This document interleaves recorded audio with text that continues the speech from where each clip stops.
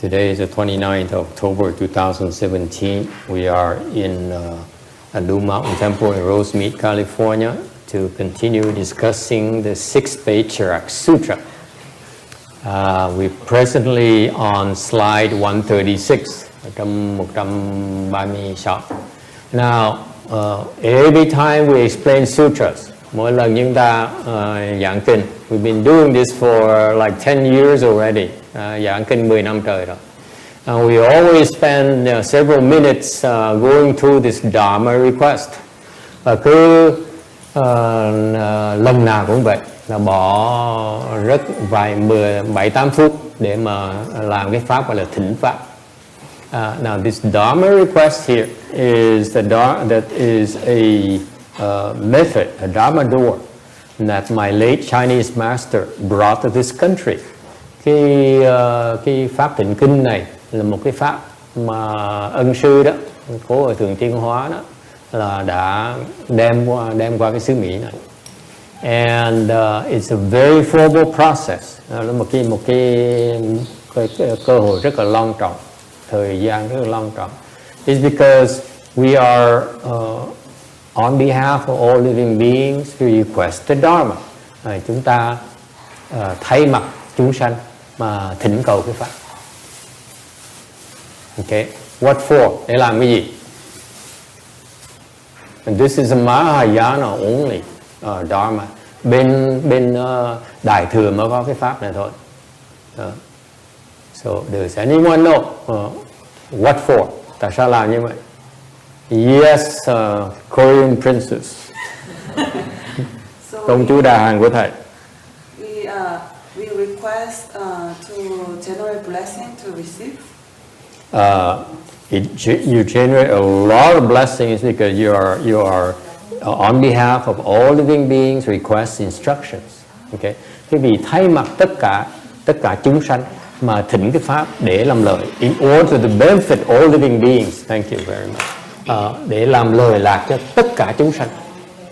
Okay, so it does generate a lot of blessings. Nó tạo rất là nhiều phước. Oh, by the way, I'm very happy. Those of you who don't know him, I'm very happy that one of our long time disciples is back. Thầy quên nói cho quý vị biết, giới thiệu quý vị biết là cô Thân Hương, một Phật tử cố cựu của chùa đã trở về lại chùa. After how many months? Seems like a year absence. Như có 5 trời rồi. 2 tháng mấy, 2.5 years, over 2 months. It seems like a year. Trông dài vậy sao? Sao bây giờ sao? Cần. Còn yếu lắm hả? So she still needs a what do you call that? Walker? A cane? Yeah, it's not a walker. Okay. Bổ 2 chỗ luôn hả? So she had to replace both the knee and the hip surgery. Okay. Anyway, so we hope that she will. We wish her even a speedier recovery. Mong là cô càng ngày càng liền nó mau hơn nữa. Tới chùa nó liền lại hơn tí. Listening to the lecture will help it heal a lot quicker actually too. Believe it or not. Nghe giảng kinh nó sẽ liền lại hơn nữa. Okay. Hey boy, hello. You see my tail in the back?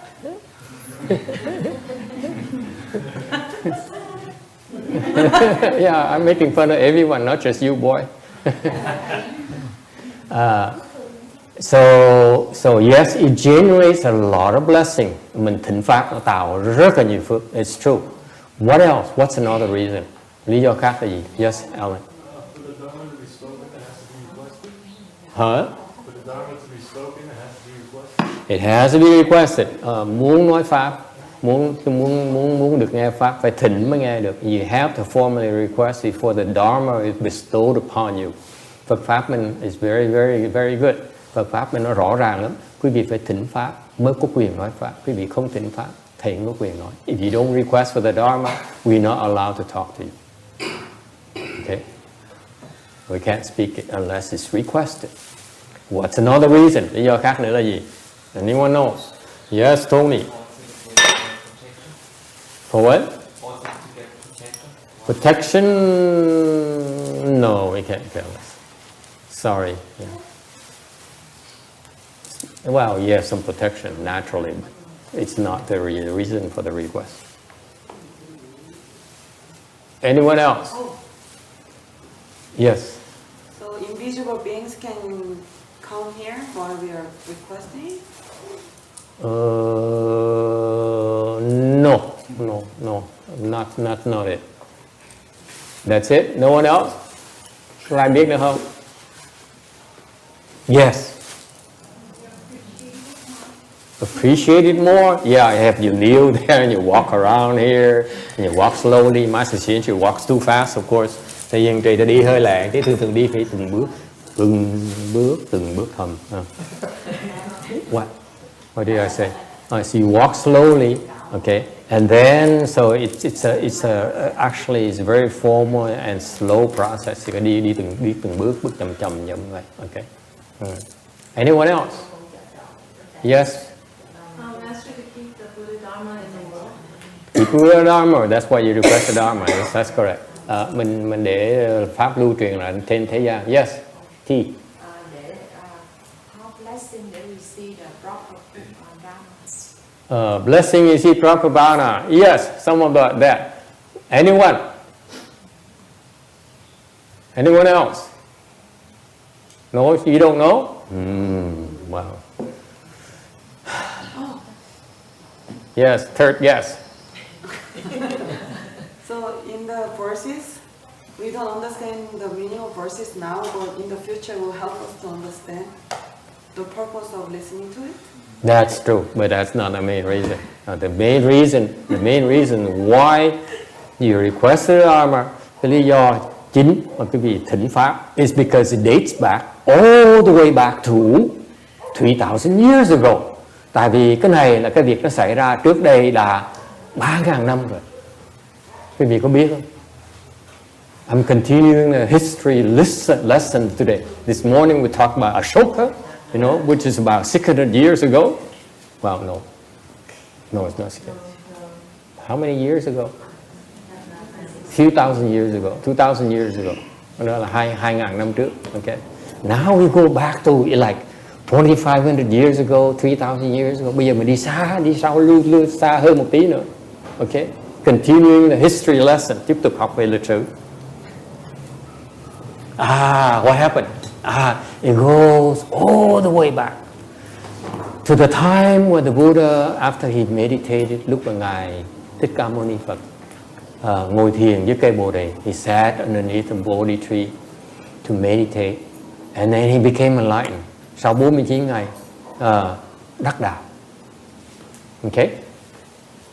And then what happened? And then he went over to the deer park. Ngài mới tới cái vườn Lộc Uyển. Okay, there's one, by the way, in San Diego, near where Kinnick's is. Tôi nói cái vị biết cái vườn Lộc Uyển gần cái chỗ nhà cô Kinnick. Có biết không? Did you know that? It's another a deer park in San Diego. Albeit it's not the same kind of cultivation. Rồi tu nó hơi khác một tí, nhưng it's also the same name. Now Xian Ye now wants to go see it. You thought about it too, you see? Now you know. And so he went over the deer park, and he saw his 5 disciples, 5 first attendants. Rồi mới thấy 5 cái người tùy tùng lúc trước. Okay. Who abandoned him already? Đã bỏ ông thầy mình rồi. Okay. But you know, when you're a teacher, your disciple is disloyal to you, but you never disloyal to your disciples. Vậy các vị biết không? Làm thầy khổ lắm. Khổ dễ sợ lắm. Học trò thì nó xài xể mình, nó bạc bẽo với mình, bạc nghĩa với mình. Còn thầy không bao giờ bạc bẽo với học trò được thế đó. Ok. So mà giờ học trò mình nó bỏ mình nó đi rồi, ông thầy chạy theo nó. His own disciples left him and ran away from him, deserted him. Okay, and the Buddha never forgot about them. He ran after them. Believe it or not, he went over there, and so they were the first one to request the Dharma. Thì 5 người đó đầu tiên nó mới hỏi là bạch Đức Thế Tôn, Đức Thế Tôn tu đã thấy được gì? They said, "World honored one, what are your latest insight?" 5 người đó mới thắc mắc hỏi là bạch Đức Thế Tôn, Thế Tôn tu mà không có chúng con đó, Thế Tôn đã có tâm đắc gì không? I wasn't there, but this is my version, my Hollywood version. Okay. Nói cái vị biết, thầy kể chuyện nghe cho vui vậy thôi chứ còn thầy không có mặt ở đó, thành kể phải thêm mắm thêm muối một tí cho nó có sau này học trò thì nó làm cine sao. I'm helping my disciple write the next movie script about Buddhism. Okay,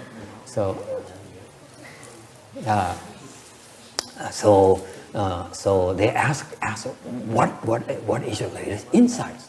Nó nói là lâu không gặp thái tử, không biết thái tử có cái tâm đắc gì không. Okay, and that's the beginning of the request. Đó là cái lúc đầu tiên. What did the Buddha do? Ngài làm cái gì? He spoke Dharma for them. Ngài Thích Ca Mâu Ni Phật nói pháp cho họ nghe.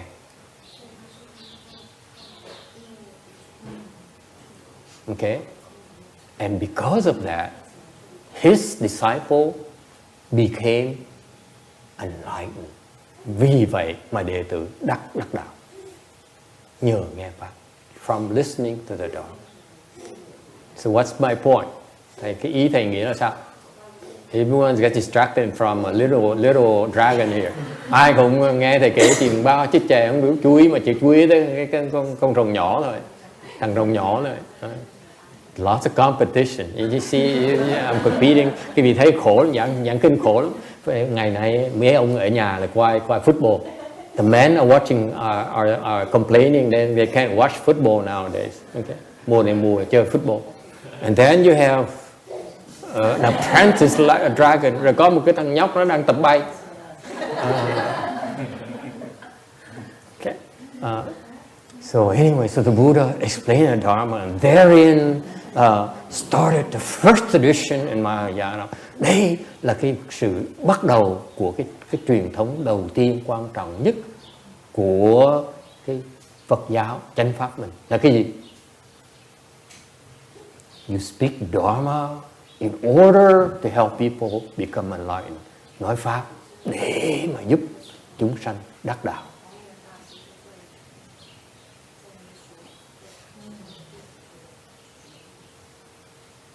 Wonderful. Go lift.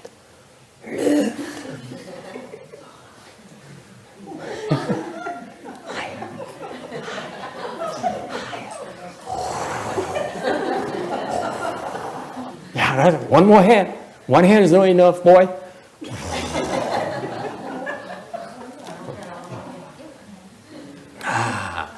Nói pháp để giúp chúng sanh đắc đạo. You speak a Dharma in order to help people become enlightened. This is later called the Dharma door of sudden enlightenment. Sau này mới gọi là cái pháp, sau này người Tàu mới công nhận cái đó là cái pháp đốn ngộ. Isn't it cool? So you think you sit here and you think and I've been biting my tongue for the last 10 years. Thầy nói bây giờ thầy nói thú thật cho quý vị biết. 10 năm trời vừa qua giờ vừa giảng kinh vừa cắn răng. Tại sao? Because I know that khổ tâm dễ sợ lắm. It really pains me to see that my students, when comes lecture time, they all doze off. 10 năm qua học trò thầy tới cái giờ này là ai cũng ngu gà ngu gật hết. Okay. Phải không cô Tân Hương? Very humble beginning. Thầy nói cái gì nghe cái khó khăn dễ sợ lắm. Cái 5 năm đầu của thầy, I remember so vividly because it's ingrained. This image is ingrained in my gray matter. Nó in sâu cái óc của thầy rồi. Tại vì chiều chủ nhật nào, every single Sunday afternoon, between 12:30 and 1:30, giữa 12 giờ rưỡi chiều cho tới 1 giờ rưỡi chiều, chuyện gì xảy ra? I would lecture, thầy giảng kinh. Every now and then I have to look this way. Nhiều khi tôi liếc qua bên này. I see.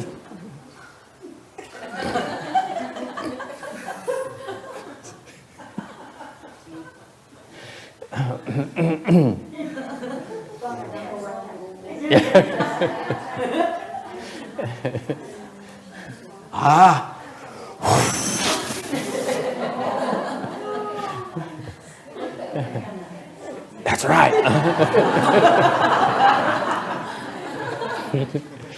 You can beat them, join them. Yes. Yeah, you have a question here?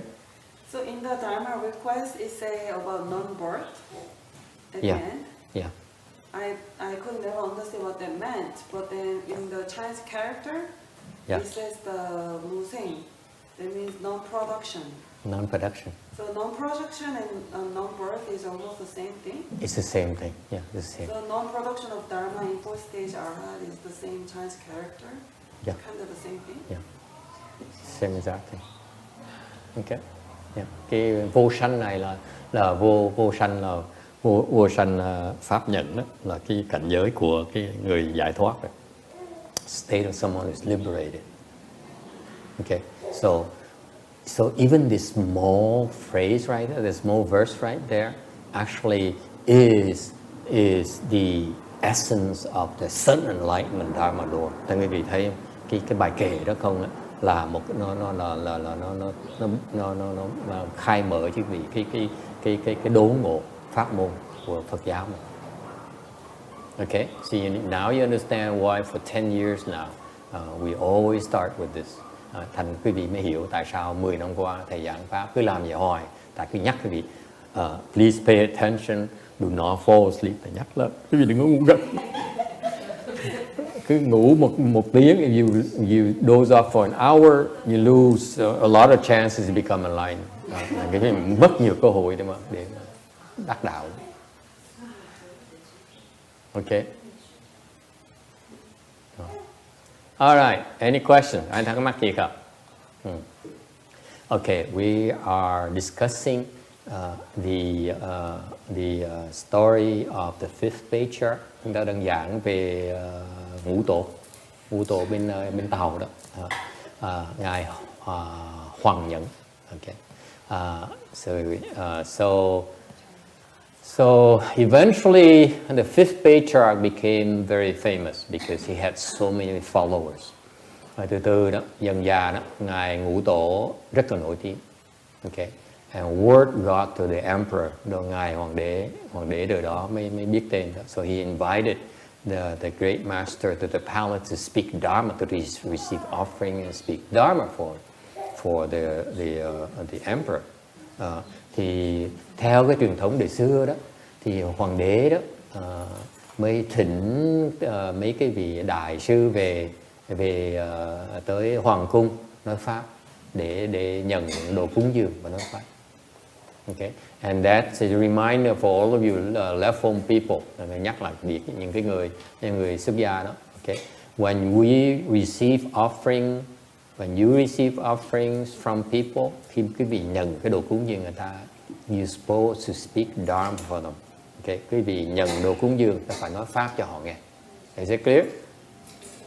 Okay.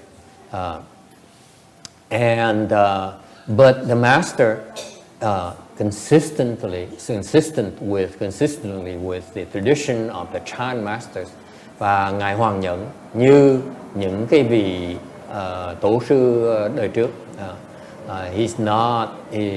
they all resist seeking fame and recognition. Thì các ngài tổ sư đó họ tránh họ tránh là tìm tìm cái nổi tiếng, tìm cầu danh. Okay, so they all refuse to go near people of power.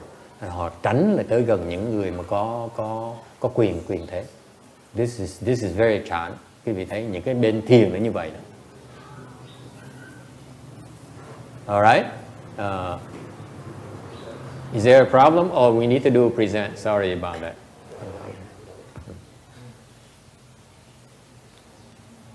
Better? Okay. Okay. So the master, the 5th Patriarch declined the invitation twice. Thành ra ngài Hoàng Nhẫn đại sư đó từ chối cái lời thỉnh của hoàng đế. Okay. And finally the emperor sent a variety of gifts like herbs and stuff to the master. I'm sure he also sent fabric and stuff like that. Ngài hoàng đế thường là mấy cúng dược thảo để cho tổ sư. Thì chắc chắn là có nhiều thứ khác như là áo quần, là vải, gấm này đó. Okay. But if you see these great masters, they rarely wear fancy clothes. Để xưa mấy cái vị bên Thiền tông họ ăn mặc rất là bình thường, họ có mặc đồ sang. Okay. Alright. Any questions? Ai thắc mắc gì không?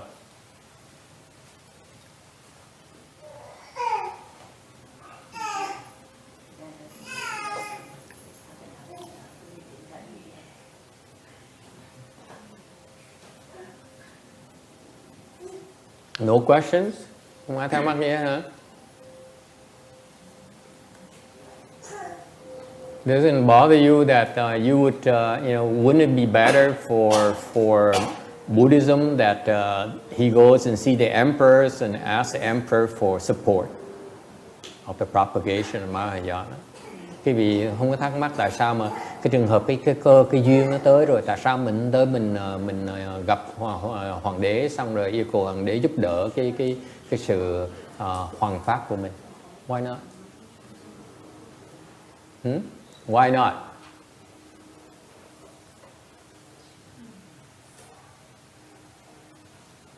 No one seems it's reasonable to do. Cái vị không nghĩ là nên làm như vậy hả?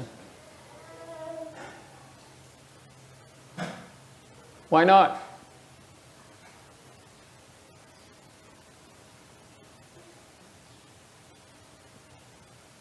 Tại sao mình lợi dụng hoàng đế, nhờ hoàng đế là trời yêu cầu hoàng đế cho kiểu cái ông tỉnh trưởng, nhờ ông tỉnh trưởng rồi xây giùm cái chùa cho tôi hả? Và thầy hoàng đế mà mời ngũ tổ đi là tại sao tổ không có đi? Thì đó thì mới hỏi tại sao không đi? Mình tới để gặp hoàng đế để yêu cầu hoàng đế giúp đỡ mình hoằng pháp chứ.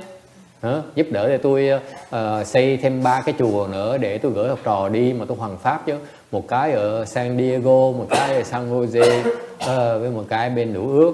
You wanna ask the emperor to maybe build a temple in San Diego, in San Jose, and maybe in New York. Why not? Cô Khanh, cô nghĩ có lý sao? When you get something, you have to give something back. Then he would be under the king's or the emperor's influence or demands. He cannot be independent anymore. She says that if you take something from the emperor, then you have to count out to the emperor, right? And therefore now you lose your impartiality. Cô này cô nói nếu như mà mình nhờ vả cái ông hoàng đế thì bây giờ mình phải tùy thuộc ông hoàng đế là chuyện không tốt. Okay. Did you hear that? Left phone people, did you hear that? Left phone people, you lay people, I don't care. Left phone people, did you listen to that? Nghe rõ không? Do not receive offering from this woman, okay? Đừng có nhận cái cục cúng dường cô này, nghe chưa?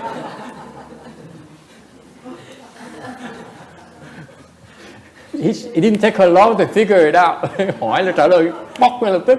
You see the kind of mindset. You have to be careful about these people. Phải cẩn thận những người như vậy. Okay. Anyone else? Cô Liễu nghe không? Không được nhận cái đồ cúng dường cô này. Anyone else? Sư cô già nghe không? Đúng rồi, giỏi. Yes. Anyone else?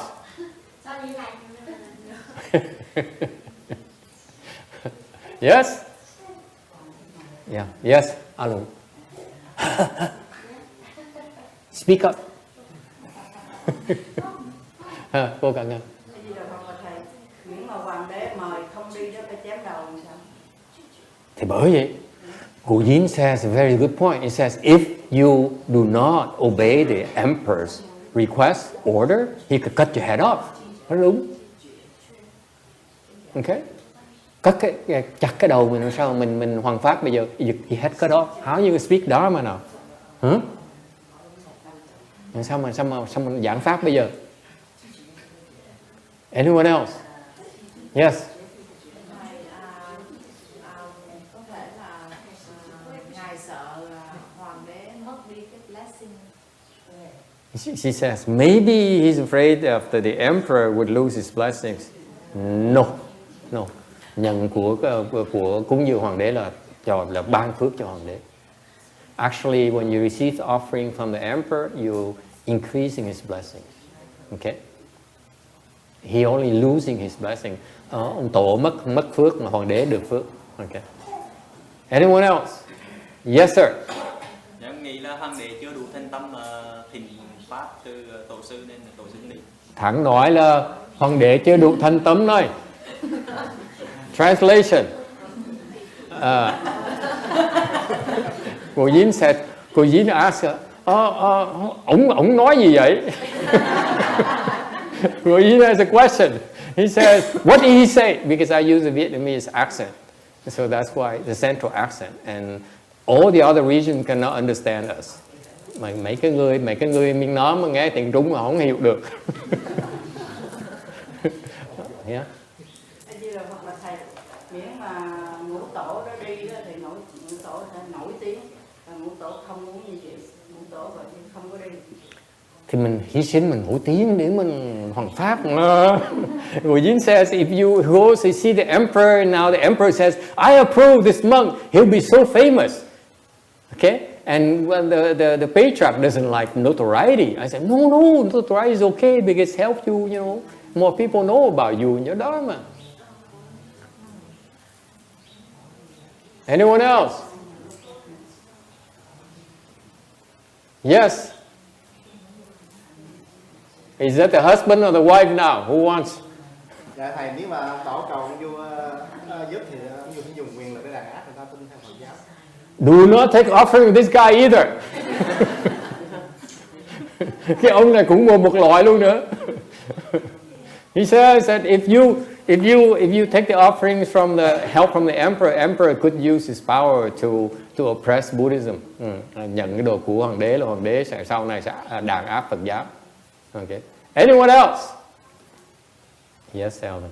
The great master doesn't have to impress the emperor. Doesn't have to impress the emperor. Why would you need to impress the emperor? Come on, let's be real. Ông sư mà đi lòe với ông hoàng đế làm cái gì? You have nothing else to do. Hết bây giờ hết chuyện làm nữa. Anyone else? Yes.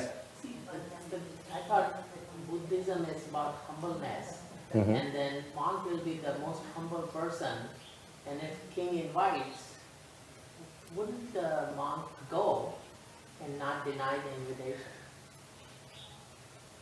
Yeah, you're supposed to be humble, right? So why would you go there so that you become more famous? Naturally. So yeah, your humility prevents you from going. But the real reason is not that. Nó là tại mình khiêm tốn. There's a very profound reason. Có một lý do rất là quan trọng. Why is that? Tại sao mấy người ta tránh lui tới những cái quyền thế? Why is that they avoid drawing near the people of power and the rich people? Yes. Thứ nhất là nếu mà các tổ mà tới như vậy đó, thì cái người khác người ta nhìn thấy là như là tổ dựa vào quyền thế, Thứ hai là pháp Phật đó là phải đi tới thỉnh, không phải kêu ông thầy lại mình. Cái là cái hậu, cái không thêm nhiều. Không pháp không có dạy những người như vậy. Okay, he'll never become famous, this monk. The way he's going is hopeless for him. He says that, you know,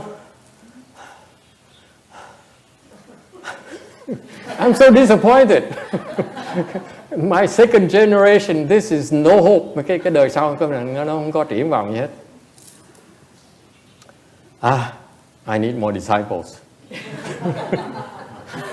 Cần thêm nhiều Phật tử đệ tử nữa. Cái tụi này nó không có triển vọng. They have there's no future in these people. Mấy người này không có triển vọng gì hết. He says that you know the monks you know should avoid notoriety. Then our dharma no one will know about dharma. Nếu mà mình không điện người ta biết cái pháp mình, sao mình truyền cái pháp được? Thầy nói vô lý. Yes. Fourth time. So that the king doesn't make demands. Oh boy, do we receive offering this woman?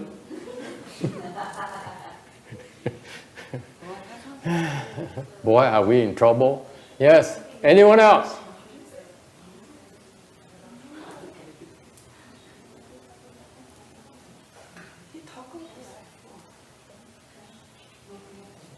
You see, this is what I like about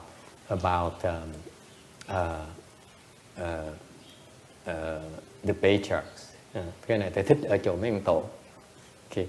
I'm no patriarch, that's why I'm not qualified to be a patriarch. Thì đương nhiên thầy không đủ cái hỏa hầu để mà làm tổ rồi, thành ra. But I admire this about patriarch, cái phục mấy ông tổ chỗ này. Goes along with the current second patriarch, cũng giống như là cái ông nhị tổ bây giờ cũng vậy nữa. What I like about them is the fact that they practice what? Hay chỗ nào? It's very fundamental to the patriarchship.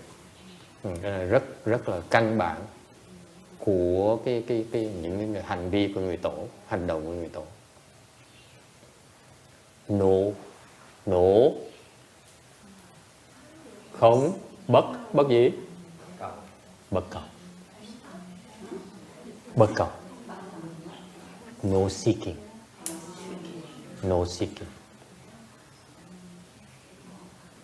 That's why really, you know, I may criticize the second patriarch and so on. Thầy chỉ trích ông nhị tổ như đều. I have to commend him on the fact he practices no seeking. Không có cầu. He's not seeking notoriety for all these years. 20 năm trời rồi, không có cầu. Không cầu gì hết. He seeks nothing. Không cầu gì hết. That is purity. Cái đó là cái thanh tịnh, thưa quý vị. Okay? That's purity of the mind. Cái tâm nó thanh tịnh như vậy luôn. Okay? Thế tôi nói, I tell you this. Okay? Me, you give it to me, I take it. Okay? Những cái vị cúng dường thầy nhận. And then next week, tuần sau quý vị tới đòi, and you make demands on me. So, do I know you? Thầy trở mặt ngay lập tức à?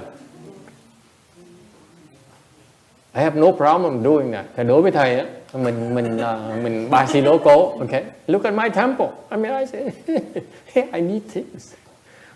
Thì mình ba si lố cố, thành ra ngày nay mình nhận, tuần sau mình làm mặt lạnh thì người ta làm gì? What can you do? What can they do? Come on, let's be real. Okay? Tiền nó rời tay ráng mà chịu.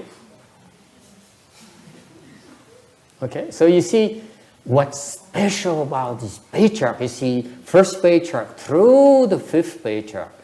Okay? Là cái vị thấy không? Tới sơ tổ tới ngũ tổ đó. 5 cái đời đó họ bất cầu. All five of them, no seeking. Bất cầu.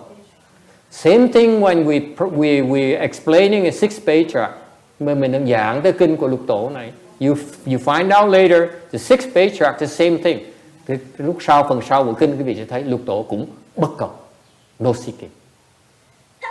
That to me is one of the trademark of the patriarch. Đó đối với thầy là một cái đặc điểm của cái dòng tổ này, cái dòng tổ của chánh pháp.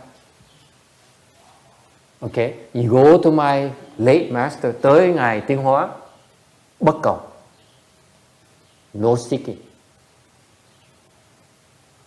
Okay, and then his disciple, nhị tổ, bất cầu. Okay, he's still hiding, vẫn trốn như thường, không thể. Mẹ cố. And the rest of us, we out there say, hey, you listen to my lecture, please come, I will help you become enlightened. Chúng tôi thì nói, tới đây để tôi giúp quý vị đắc giác ngộ, trồng phước, trồng plant your blessings, All these patriarchs say, I'm not even here. Mấy ông tổ mà tôi không có mặt ở đây, don't look at me. Go to Dụng Hóa, tới gặp thầy Vĩnh Hóa đi. Okay? All right, that's why they don't what they're teaching is for the disciples to say, if you pure in the mind, cái này cái thiệt sự cái thanh tịnh thưa quý vị, là khi quý vị mà cái tâm quý vị thiệt sự thanh tịnh đó, tự động không làm bất cứ một cái gì nó khiến có người ta tưởng là mình bất cầu, mà là mình cầu cạnh người ta. So you naturally do things that avoids giving people the impression, especially your disciple, the impression you're seeking something. That's true purity. Đó là cái sự thanh tịnh, thật sự thanh tịnh. Make sense or not? Đồng ý là không đồng ý hả cô Quảng Ngân? Đang kể chuyện sư phụ cô mà. Yeah. Cái này con nghe nói thôi chứ con cũng chịu biết cái nghe ngày hòa thượng đi quá đó, là rất chưa thì ngài nói thầy sống này 10 năm nữa, ở thế gian này 10 năm nữa, tới sau người ta ổng lộ biết ngài là một vị Bồ Tát. không biết phải gì không thầy? Đúng rồi. Ông thì ra muốn đi để mấy anh đệ tử nó vướng víu quá đi, thôi kệ, thương tụi bay, tỏ tình thương nhưng mà thêm 10 năm nữa thôi, tôi khổ thêm 10 năm nữa. Cái đệ tử cái thời hằng quý vị nó soàn quá. Sư phụ đi đau đớn để ông đi cho nó yên thân, bắt ở đây khổ thêm 10 năm để làm cái gì? Bo Yin says, my late master Shen Hoa, when he wanted to go, his disciple says, no, you can't go, please stay with us a little bit longer. So he decided to stay on another 10 years. For those 10 years, he go to have dialysis. Ở thêm 10 năm làm gì? Tại đệ tử đòi, đòi, nắm níu áo không cho đi. Ở thêm 10 năm mới làm gì? Phải đi lọc máu mỗi ngày. He had to go dialysis twice a day. Gì đó? Một tuần hay là ngày 1-2 lần thôi, thầy không nhớ nữa, thầy không rõ nữa. Người ta đồn nhiều chuyện lắm. He is in great pain, đau đớn vậy, cái cơ thể nó đau đớn dễ sợ, tội dễ sợ. I would rather he goes, okay? Thầy chẳng thà ông đi còn hơn. If you ask me, I'd rather please go, okay? Let me suffer. I'd rather miss you than you suffer. Chẳng thà mình thương nhớ ông còn hơn để ông đau khổ, sống đau khổ tiếp làm cái gì? Right? No, you disagree? That's sin cờ right there. Huh? Says if Master Shema left early, how would I be able to receive the precepts? No, I didn't see precepts from him. I received only the living a home life. He didn't give me the full precepts. It's my Vietnamese master who gave me the precepts. Thầy nói là ngài Tiến Hóa chỉ cho thầy cạo đầu thôi, chứ còn thọ cụ túc giới là từ bên phía Việt Nam chứ phải phía bên Tàu. So I'm a half breed, thành thầy là gọi gì lới nửa Tàu nửa Việt. You cannot be sure whether I'm Vietnamese or I'm Chinese. Okay. Anyone else? All right. Anyway, so let's move on to what happened to text. He usually reminds me, can we move on, please? ông da trắng sau ngày này ông có mặt ở đây, tại vì ông thường thường ông có nhăn mặt. Usually I look at his face, let me move on. Mặt nhăn cái bì, nói một tí đồng hồ mặt nhăn cái bì xong, ok để tôi nói tiếp cho ông, giảng kinh tiếp cho ông nghe. So around the year 674, tới năm 674, the 5th Patriarch told his disciple Master Senchu, nói cho đệ tử, build me a stupa, I'm going to leave. Xây ra cái tháp, xây thầy cái tháp, thầy sắp đi rồi. On the 14th day of the second month, he asked, is it ready? Hỏi là ngày mùng 14 tháng 2, mày hỏi là cái tháp xong chưa? He says, and he said, now it's ready.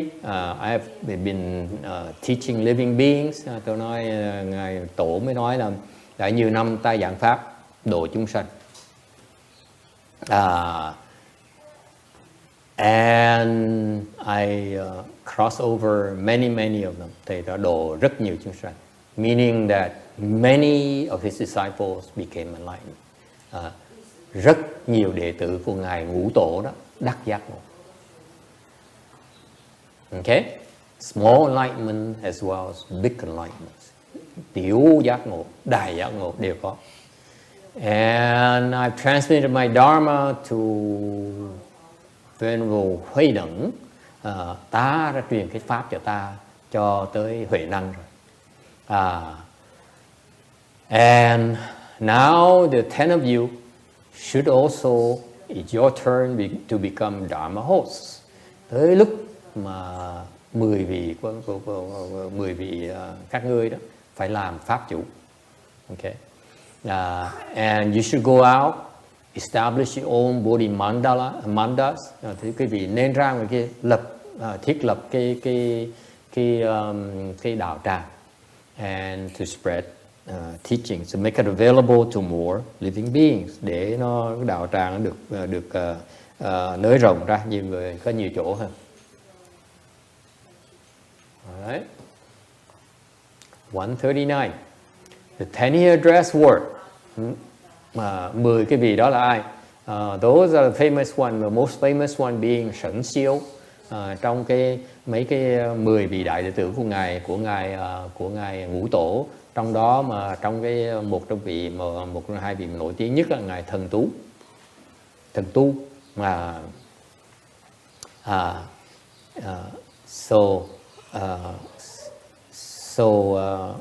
So I'm hoping that Master Shen Hoa also did that. I'm sure he also did that. Thì cũng tin là ngài Tấn Hóa cũng như vậy, đã sai đệ tử đi khắp mọi nơi để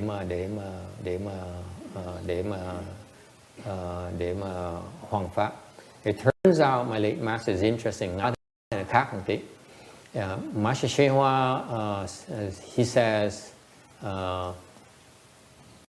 he took a slightly different approach. Ngài Tiến Hóa đó thì ngài chọn cách làm khác một tí xíu. Khác thế nào con ơi?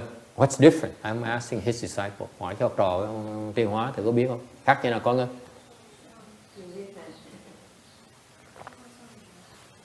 Anyone else? Có ai biết không? Master Shen Hoa is my late Chinese master who's the first American patriarch. Số tổ đầu tiên qua dòng Mỹ. Họ làm khác như nào? He says, ngài Tiến Hóa thì khác. Remember, 5th Patriarch says, go out there and build way places. Thế ngài ngũ tổ đó, Hoàng Nhẫn đó, thì nói rằng quý vị đi ra đi, xây đạo tràng. Okay, một hoàng pháp. Ngài Tiến Hóa thì khác. Master Shen Hoa is different. Yes. Master Shen Hoa, no, it's not true. My master is very compassionate. Ngài Tiến Hóa rất là từ bi. To the good students, mấy học trò giỏi, ông rất là từ bi. Mấy đứa dốt ông đuổi là đúng rồi. He says, Master Shen Hoa, I believe Master Shen Hoa is very compassionate. He's very kind to his students. It's the incompetent ones that he kicked out. Okay. But Master Shin Hoa says, and I have proof that có bằng cớ đàng hoàng. He says that I'm buying all these way places. Ngài nói, ta đang đầu tư vì rất nhiều đạo tràng. He has like 30 way places. Quý vị biết không? Ngài có 30 cái đạo tràng trong cái quả trên cái thế gian này, thế giới này. 30 way places. Plus thousands of acres. Ngoài ra còn có biết bao nhiêu ngàn mẫu đất nữa. Khắp mọi nơi, everywhere. Okay? What for? Để làm cái gì? Because he says, tại Ngài nói rằng, cái bà có biên có nghe cho rõ nghe. Bà nói trong tương lai, he says, in the future, my disciples, cái đời sau đó, they don't have as many blessings as I do. Họ không đủ phước, không có nhiều phước như ta. Thành nó mua đạo tràng được. They cannot buy great places. Họ xây đạo tràng không được. Họ chỉ tu được, họ không xây đạo tràng. They become enlightened, but they don't have enough blessings. They only have enough blessings to become to become enlightened, but not enough blessings to build way places. Họ có đủ phước để mà đắc đạo, nhưng đều không có đủ phước để mà xây chùa. Tức cười không? So he says, so I'm buying all of them right now so that in the future they can take these places and work. Thì ngài nói bởi ta mua trước, đằng sau nó tới nó lạnh nó lấy nó làm việc. Phải không cô Quảng Ngân? Thấy hay không? That's my master's vision, Ngài tiến hóa cái nhãn quan Ngài như vậy. Thế là cool. So I pray that all his 10 great disciples will, build some way places down in Los Angeles. Thầy hy vọng trong tương lai 10 cái vị đại đệ tử Ngài tiến hóa sẽ xây đạo tràng dưới Nam Cali này để mình học hỏi đại pháp. So we can all come and learn the great Dharma from the true descendants of Master Shin Hoa. Mình tới học hỏi cái chánh pháp của Ngài tiến hóa. All right? Questions? I think that's different places plural, right? What? Yeah, it's not the same order. One is from a Chinese source, the other one is from Wikipedia. I'm too lazy to match it. Người ta than phiền tại sao chữ Tàu nó khác mà chữ Anh nó khác. Nó tại vì thầy lười. Một phía là hai cái nguồn gốc nó khác nhau mà thầy lười bắt thầy sắp lại tốn thời giờ quá. I'm too lazy. I'm getting old and fat and everything else. So I'm too well fed on weekend. Cuối tuần cho đồ ăn ngon quá thành ra càng ngày càng lười thêm. You feed me well, I become more lazy.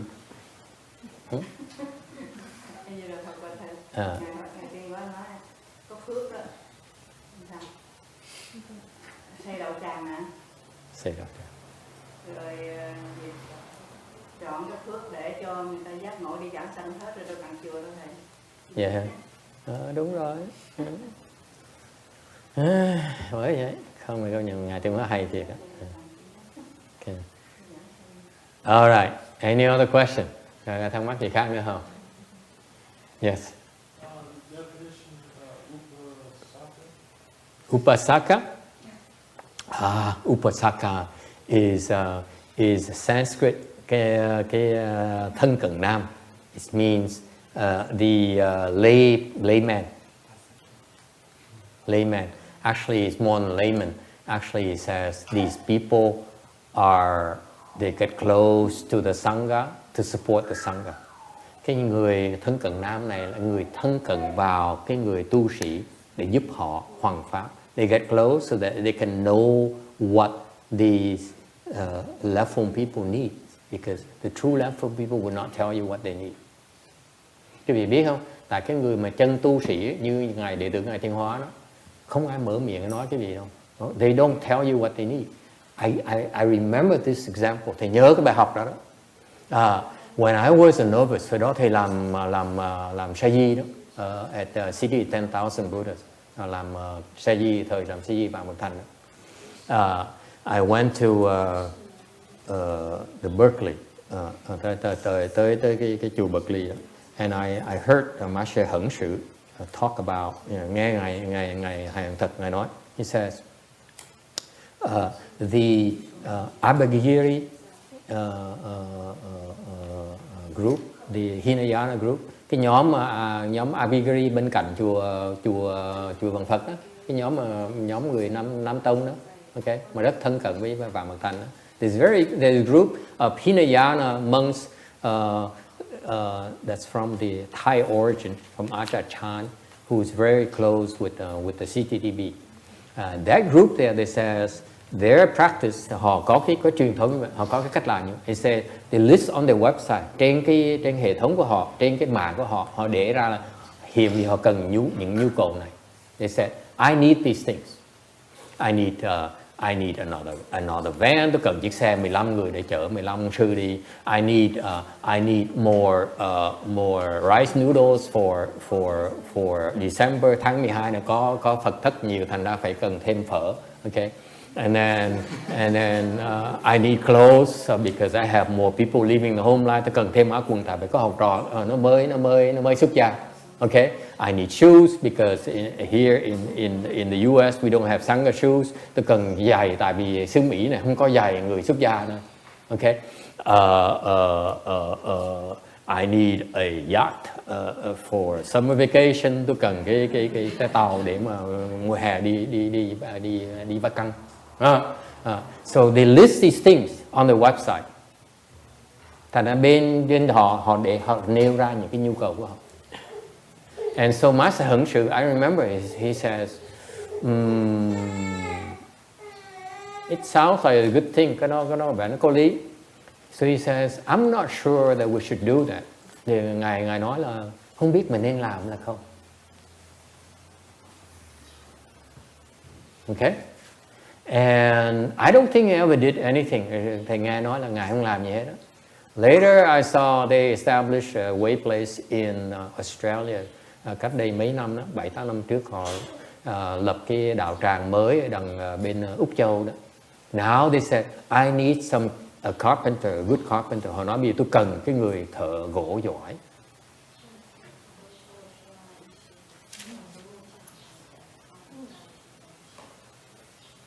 Okay, so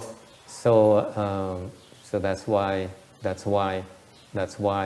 it's because in Australia maybe they don't have these lay people who are close enough to the temple to know what the temple needs, and they go do it instead of the monk having to open their mouth to ask for it. Nên cái vị thấy là nó là cái này mình cần những người bên đến Đại Pháp, mình có cần những người thân cận nam, thân cận nữ, tại họ gần họ mới biết là cái chùa cần cái gì. Chứ nếu mà chùa một thầy mà mở miệng ra xin á là chết. Mấy người ta đàn áp thầy khôn ngay lập tức. Knowing you lay people. Yo.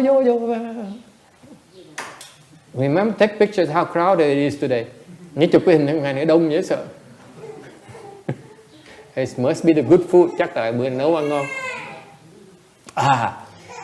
So now I realize why they call the Upasaka. Bởi vì ngày hôm nay hỏi thầy mới nhớ sức lại tại sao có cái tên là thân cận nam, thân cận nữ như vậy đó. Họ tới chùa gần gũi mấy ông thầy, nói chuyện với ông thầy, mới thấy ông thầy, ôi sao bữa đó ông thầy tội nghiệp ghê, ốm như sao, như come get close to the monks and my God, why is he so skinny? Tại sao ốm dữ vậy? Chắc là thiếu gạo. Maybe he needs more rice. They don't even, and then they go to the store, they see like 20 bags of rice. Thì họ mới vào coi thử, ủa, không phải gạo đâu, có đủ 20 bao gạo rồi. Okay, so there must be butter, chắc là phải thiếu bơ. Okay, so these lay people, they know they can determine what is the temple these monks and nuns need, so that the monks and nuns don't have to ask for it. Thì cái thân cận nam, thân cận nữ nó quan trọng. Họ quan trọng ở chỗ họ tới chùa, họ biết chùa cần cái gì, thế họ có thể tự động họ cúng dường. Để một ông sư mà mở miệng nói tôi cần cái ông thờ điện. For you know, for a temple to get to the point where the monk has opened his mouth and said, I need an electrician, I need a veterinarian. Tôi cần ông thờ điện, tôi cần ông bác sĩ người chó, bác sĩ chó. Okay, it's kind of demeaning. No. Nó sao á? Don't you think? Yes. Isn't the cash the best? The cat is better? Cash is the best. The cats?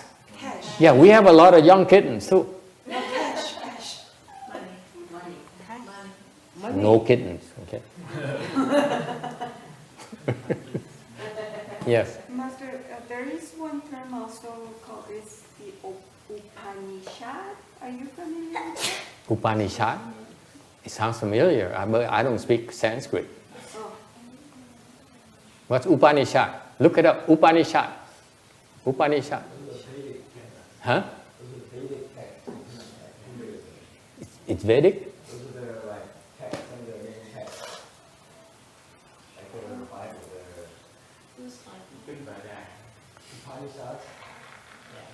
The Vedas? The 4 Vedas? The Vedas?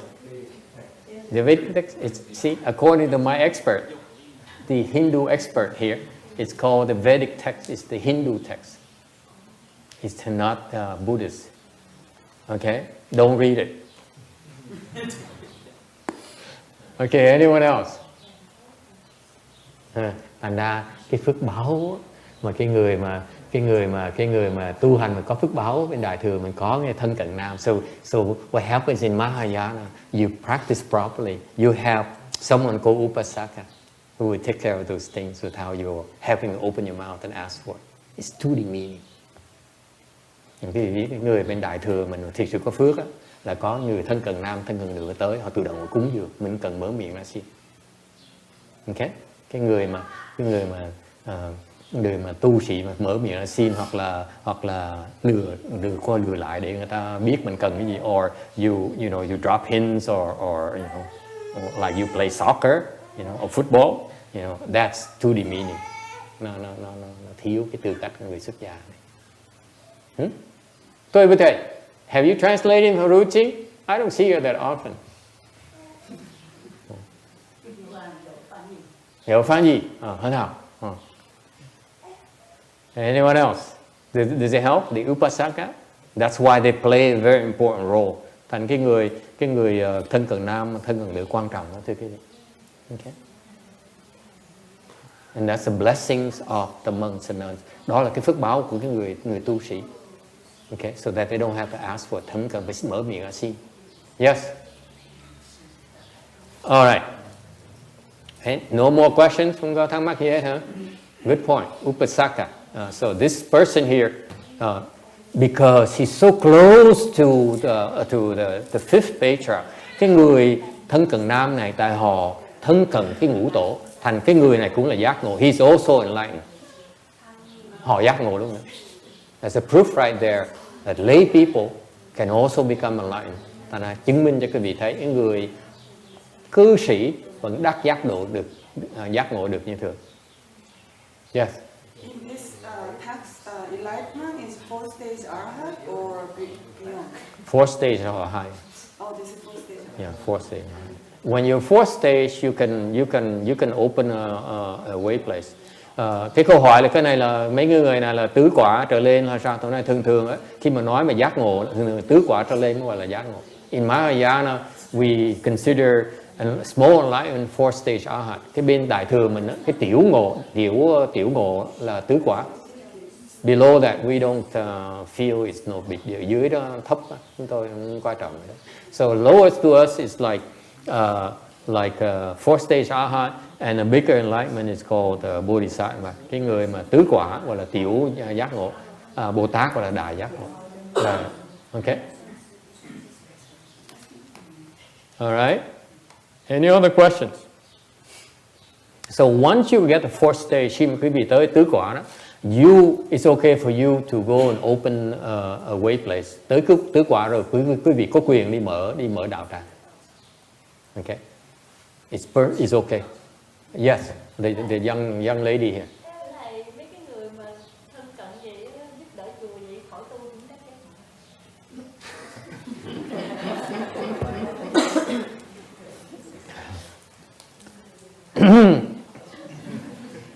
Nghe ngào cái đắng.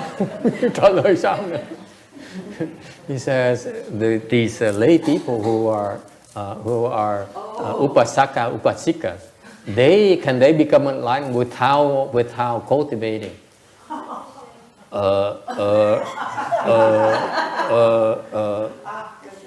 depends how rich you are. Tùy quý vị giàu là nghèo.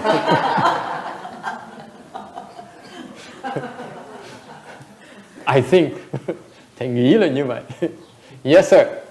What were you saying about soccer or football being demeaning when you're saying to that? What? When you're talking about something being demeaning, you said something about soccer and football. What does it have to do with it? Why I'm making fun of the fact that when the monks usually they know that they're not supposed to ask for things, but guess what? There's a mortgage that's due.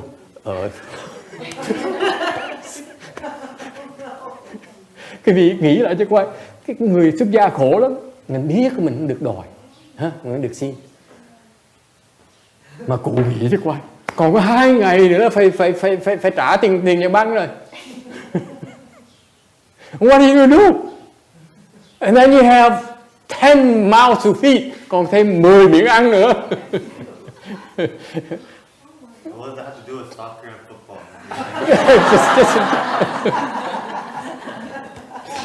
One hard question at a time. Hỏi khó, hỏi dễ, hỏi khó thì trả không được cũng được. Just let me try. Are you helping me? Thưa thầy, con đã từng đến một cái chùa, xong có một bà Phật tử mà mỗi khi con lên chùa thì bái nhắc con là mới có một Phật tử mới chết xin cúng dường, rồi sau đó thì bái nói là thầy cần đóng mortgage. So she always are going after me all the time for mortgage, for somebody contribution, somebody just died. Did you hear that? Don't approach her. No, she always like get it out from the. Yeah, we do it too, but very discreet.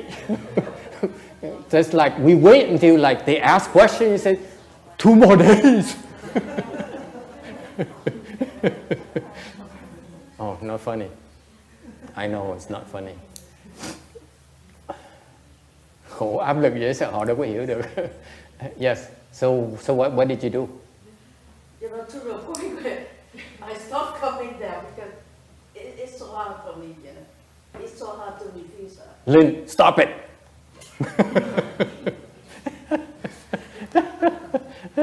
That's a problem. People smell you, sniff that you're rich or something, and they come and harass you all the time, especially monks and nuns. And that's a problem. Monks and nuns, you see, my point is that I know I'm making light of it, and I don't mean to criticize anyone. I'm trying to tell you reality is that the monks and nuns, young monks and nuns like us, we have mortgages and stuff like that. And they believe that they need to propagate Dharma, build temples so that we benefit a lot of people, and they get the temple and they realize that mortgage payments. You understand that?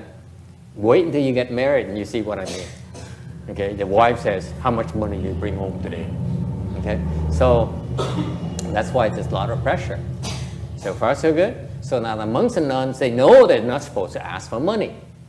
Okay. So therefore, they have to drop hints, like when you play soccer. Have you played soccer?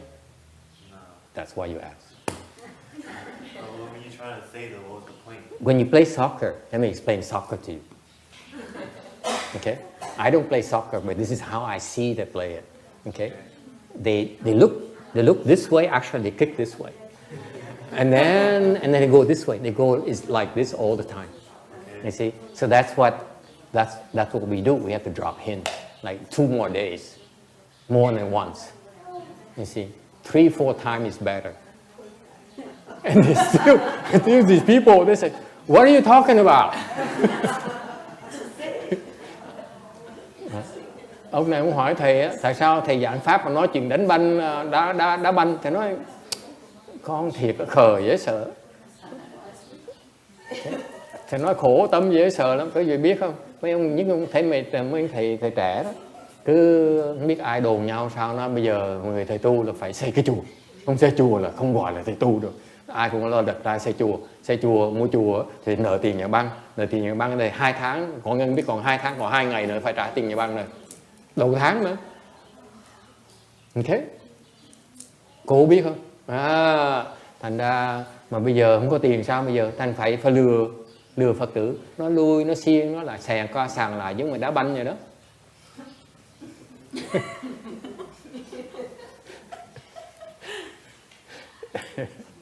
Okay, that's why the soccer analogy. Yeah. Got it? Yeah. Okay, 2 more days.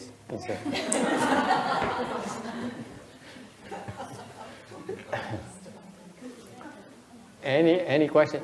Yes. Take a break, girl. Yes. So I know some of the monks, they don't want to ask people, so they go to work to earn money to pay for the mortgage. She says some of the monks, they don't ask for money. They because they ask, it's not true. They ask for money, but people say, "What did you say?"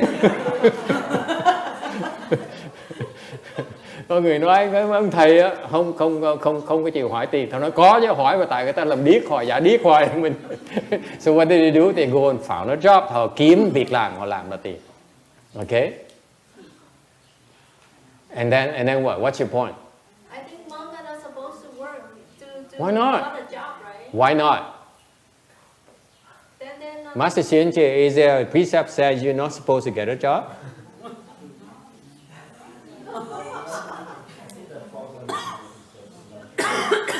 No, it's not. Getting a job is not trading. Trading, you buy this, you buy low, you sell high. That's what I call trading. Okay? That's playing stocks. It's called trading. Okay? That's why we don't play stocks. We take stock donations, but we don't play stocks. Sorry. Okay? So it's no precept, explicit precept that says you cannot find a job. Câu hỏi, người ta nói như vậy, tôi nói tiếng Anh nó là người ta kiếm công việc làm thì mới hỏi đó. Trong cái luật giới luật của người xuất gia đó, thì hỏi thầy Hiền thật á, không, thần giới đó là cái giới luật mình có cái giới gì mà cấm đi làm là không, thì ông thầy nói là cấm buôn bán, thầy nói buôn bán không đi làm không phải là buôn bán nha, mình mua thấp mình bán cao thì mới gọi là buôn bán, đúng không? Bóc lột người ta làm lời người ta, hoặc là cân non với cân già như vậy đó thì mới gọi là buôn bán. Chứ còn mà chẳng hạn như mình đầu tư vào mấy cái cổ phần đó là buôn bán, thấy không? Thì không được đâu nha. Có những cái ông thầy mà cô kể ông thầy mà Hồng Kông mà mua cổ phần mà giàu đó là không được đâu nha. Cái đó không được đó. Thầy giảng cho nghe, bây giờ thầy nhớ nghe ông này nói thì mới nhớ lại đó. Ok. Thì đó không được. Nhưng đều á, thành ra cái việc đi làm đâu có cấm, giới luật không có cấm. There's no explicit restriction from the precept, some hour vinaya that you cannot get a job.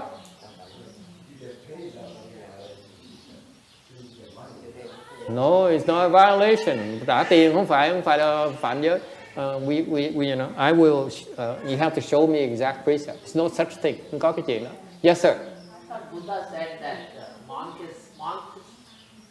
this itself is a job to meditate and enlighten others, and that's why Buddha said that when you go and ask for diksha, that's not considered as begging because you're already doing a full-time job. That's how I think. Right, it's not quite clear.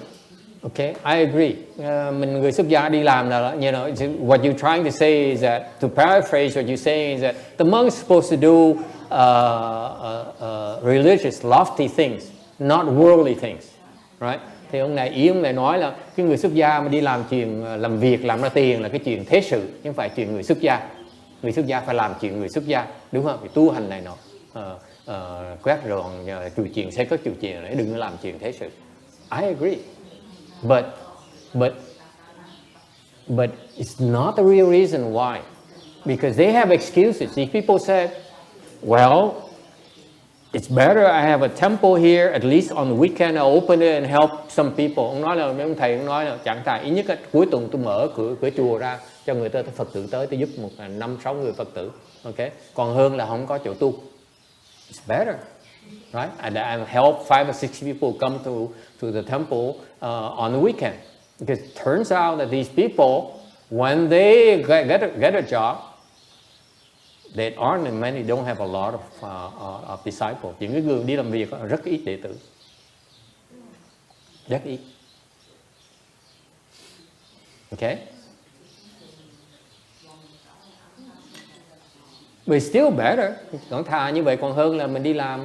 So that's, they have a compromise. Đối với họ, cái đó là một cái sự trung dung một tí. Ít nhất mà có cái chùa. Vừa đi làm, không tuần đó, cuối tuần mình độ chúng sanh. Okay?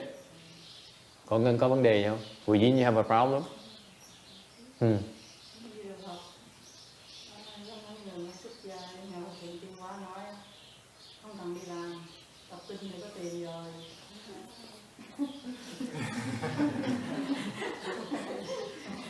Cô nói chuyện trên đời dưới đất không à. Đầu tháng cô cũng cần trả tiền nhà thôi chứ còn. Her houses are paid off. That's why she doesn't have a mortgage payment. As he says, her master says, left people don't need to go to work. You recite sutras and the money comes. Nói tụng kinh nào vậy? Ông có nói kinh nào không? I know which sutra is that. Còn có 2 ngày nữa. 2 more days. Thầy đọc Thủ Lăng Nghiêm á, Ngài nói đọc Thủ Lăng Nghiêm đọc hoài rồi tiền vô hoài rồi. Mà đọc không nổi khổ. He says, what about Shrang Sutra? I said, my disciple recites the Shrang mantra every single day. Thầy bắt đệ tử thầy 10 đứa, ngày nào nó phải tụng, ngày nào mỗi ngày đều tụng cái chú Lăng Nghiêm hết á. Every single day I force them to recite the Shrang mantra. Still no money, vẫn có tiền như thường.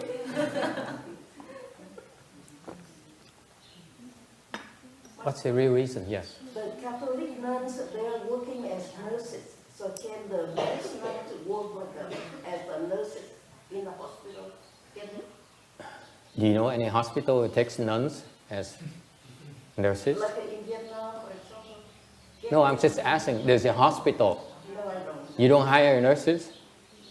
But I work all my life with the Catholic nuns. But, Okay. I keep wondering how come Okay. there's no Buddhist nuns?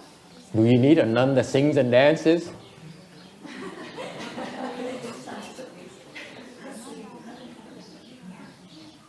Now all of a sudden she sits and doesn't even move.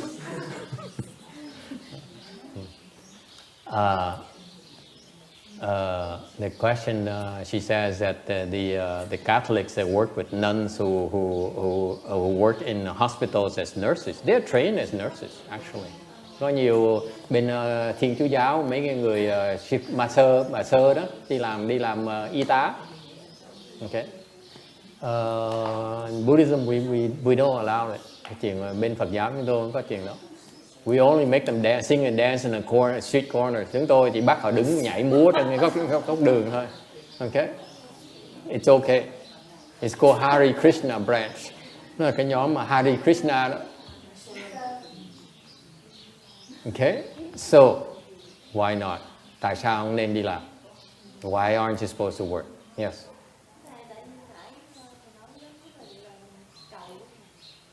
Seeking. Giỏi. Oh, this one is good. Câu tiên. Nó phạm cái giới đầu tiên hết. You violate the very first doctrine. No seeking.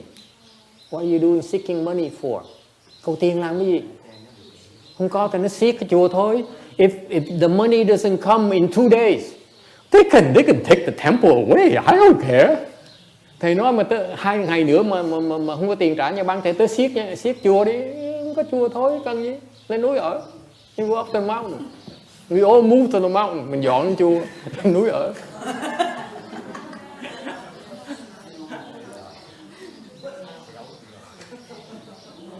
Why are you afraid? Sợ cái gì? Huh? Sợ mất chùa hả? I mean, you live the whole life and you worry about losing a temple? You gotta be crazy. Xuất gia là còn sợ mất chùa nữa.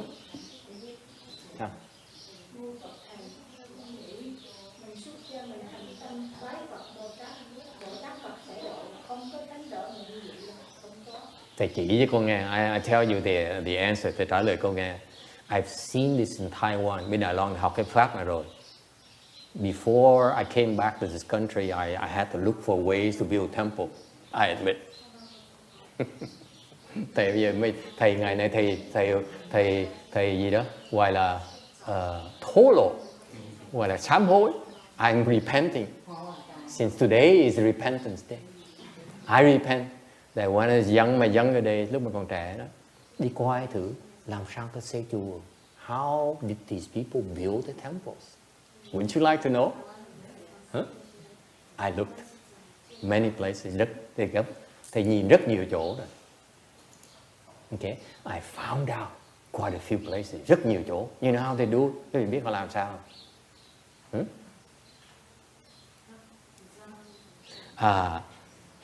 They try to teach me to make offerings to the earth spirits.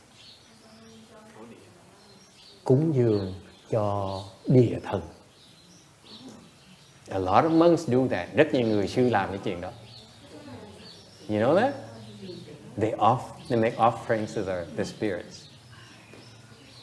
Is that bad? Is that bad? No. They have temples to prove. That's why they did it on purpose. That's why they got the temples. That's why they continue to do it. And they teach me, if you want a temple, this is what you do. Họ có cái thành công rồi. Họ tu cúng dường cho địa thần. Xong rồi họ được cái chùa, họ tiếp tục cúng dường. Thì càng ngày chùa nó càng to ra, thì họ chứng minh cho thầy là cái pháp nó như vậy. That's one way. The other way I'm teaching all of you. Thầy nói cái gì học cho những người xuất gia cho các bạn biết. There are Buddhist ways to have temple. Có những cái cách Phật giáo mình có để mà xây chùa, đâu cần phải đi xin. And then other people recite Dharma Flower Sutra. Một nhóm người khác tụng kinh Pháp Hoa. Okay? You recite Lotus Sutra every single day. Mỗi ngày mấy cái bà mà chủ chùa đó, the abbots, they go up there every day. They recite the flower adornment, the Lotus Sutra. Mỗi ngày tụng kinh. Bà chủ chùa đó tụng kinh Pháp Hoa. I'm telling you this because you younger monks and nuns, if you want to build temples, there are Buddhist ways to do it. You don't have to find a job. Không cần đi kiếm việc làm, không cần thiết. Mình tụng cái kinh đó từ đồng nó đủ phước, người ta tới cúng chùa cho mình. If you have, when you keep on doing these things to generate blessings, people will come give you a temple. You don't have to worry about it. Không cần lo. Okay. So far so good. Yeah.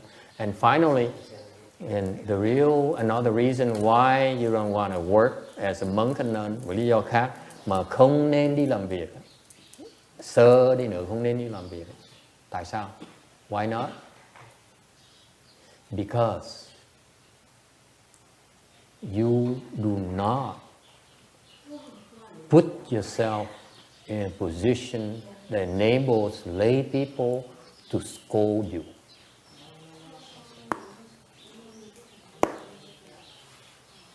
Tại vì cái vị không thể nào để mình vào cái tư thế để cái người tại gia có quyền mắng nhiếc mình. Okay? That's a very serious offense. Cái tội nó nặng lắm.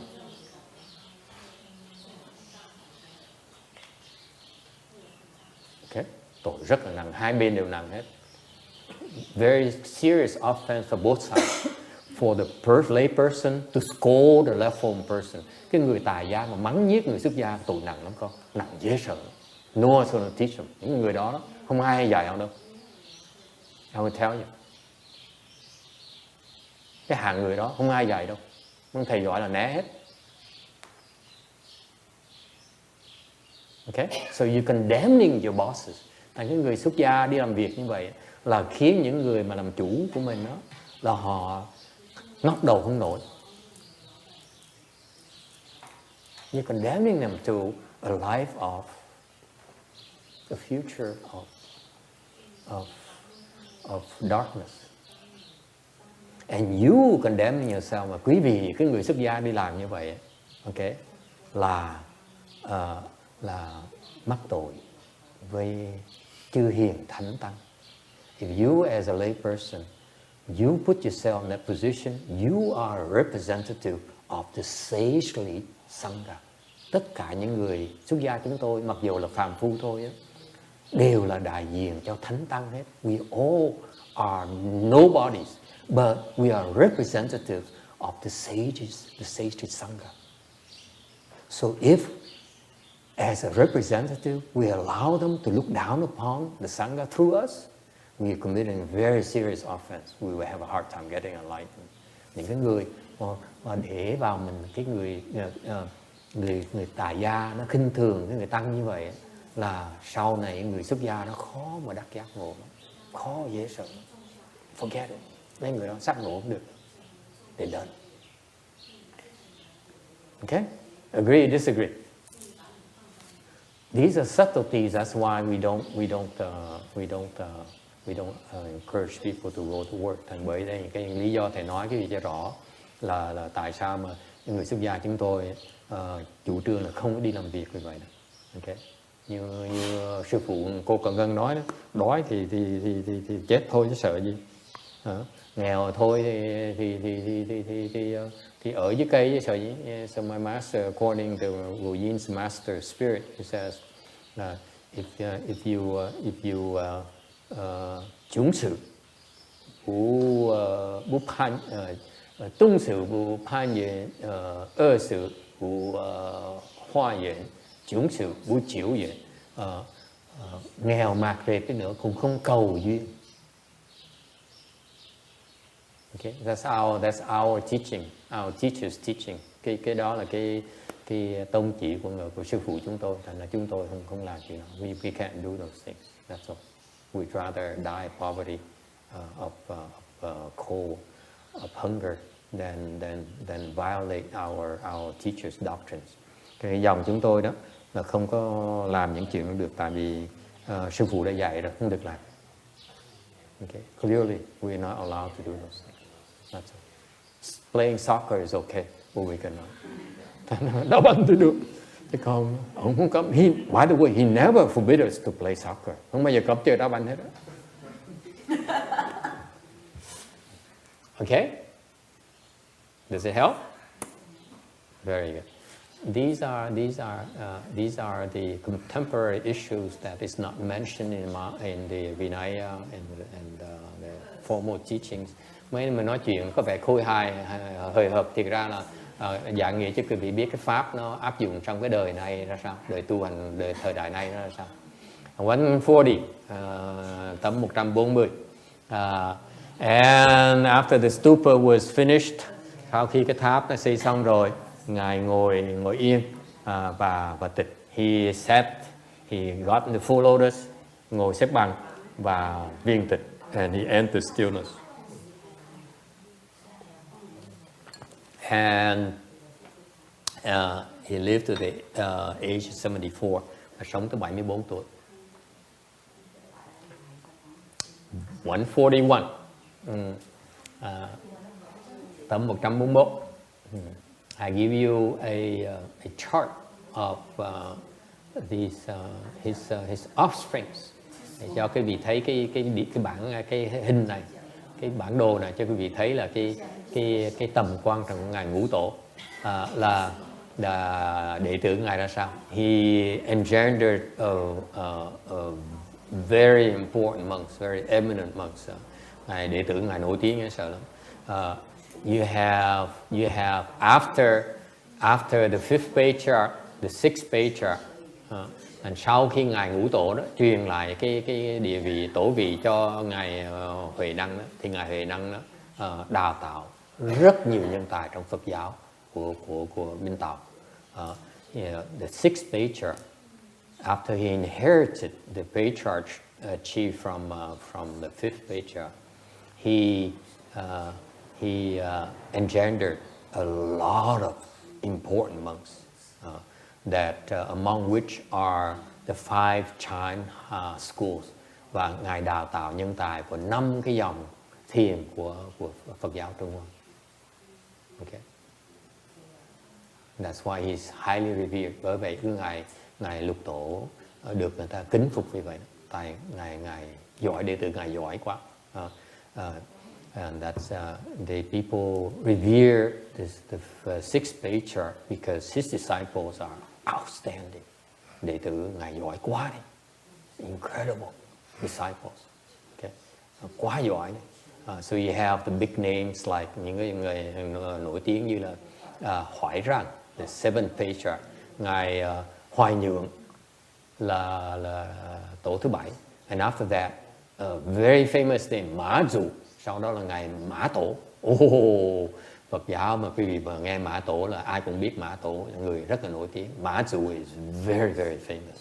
Okay, he's outstanding teacher, thầy giỏi dễ sợ. Okay, and so forth. Question, ai thắc mắc gì không?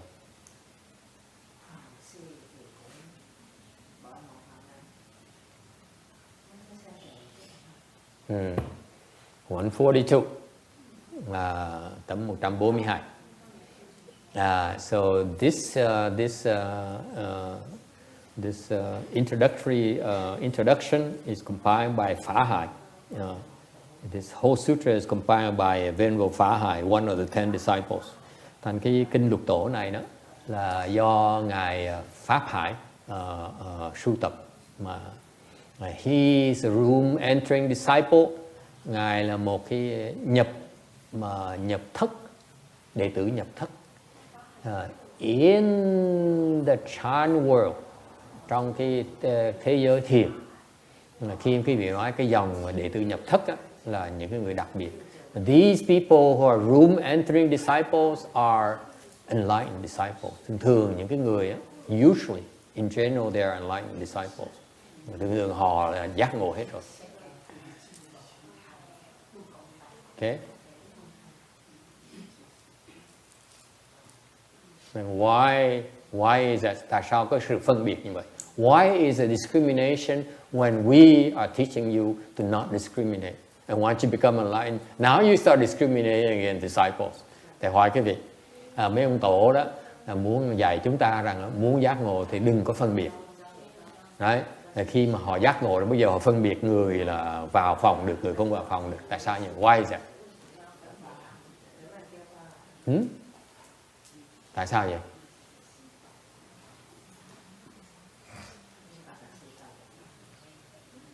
Why is that? Yeah, the boy is complaining. Oh, why is it been so long? My legs are hurting. Yes. Tại sao vậy?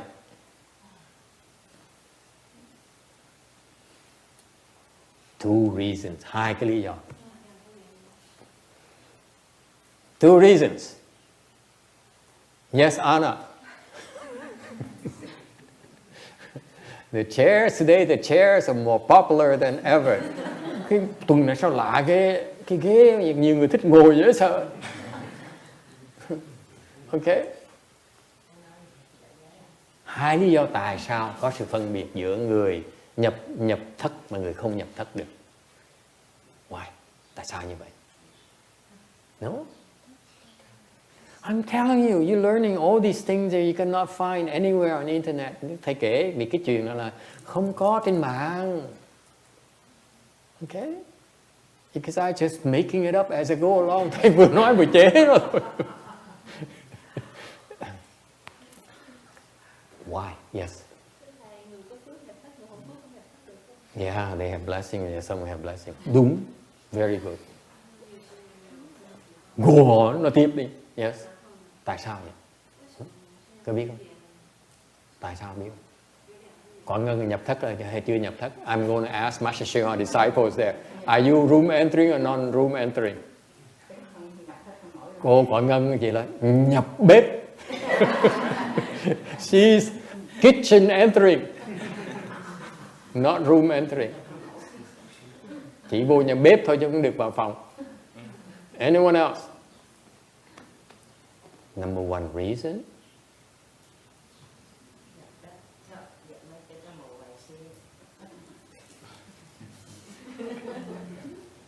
Okay. Of course you don't know that. Quý vị đâu có biết chuyện này. That's why I have to tell you. Thầy mới kể cho quý vị nghe. If you knew, then I have nothing to say. Nếu mà Ngài Tương Hoa giảng hết rồi, đâu có chuyện mà nói nữa đâu. Thấy không? So, the reason being that these enlightened disciples, những cái người mà giác ngộ này vào, they do not create disruption to the master's space. họ vào cái phòng sư phụ mình, họ không có làm náo động cái phòng sư phụ. Okay? If you let xiển cờ into your room, chẳng hạn như thầy Hiền Khả vào cái phòng cái ngũ tổ này, okay? If xiển cờ go into the 5th Patriarch's room, it's like he carries with him this machine said, Nam Mô Bồ Chế Phá Đi Bị Sa Sơ Chịu Lũ Bị Lô Lưới Bồ La Pơ, and the whole building can hear it. Cái ông Hiền Khả này thì dạng ông hiểu thôi đó. Nếu mình để cái ông Hiền Khả vào phòng ngũ tổ này đó, ông đi đâu ông đem cái máy, mà cái máy ông tụng cái con có biết không? Con có biết không? Là ông đem cái máy ông khi nào ông bật hết là bật cái dược sư thần chú, mà nó tụng nó to mà điếc lỗ tai luôn. Ông đi đâu là cả 5 dặm nghe được cái pháp dược sư của ông. So we ask, hỏi ông tại sao vậy? So we ask him why. He says, I'm saving living beings. Tôi đang cứu chúng sanh. Thầy mới gãi đầu nó ủa. Chúng sanh đâu có yêu cầu con cứu, sao con cứu được? My question is that if they don't ask you to save them, who are you to save them?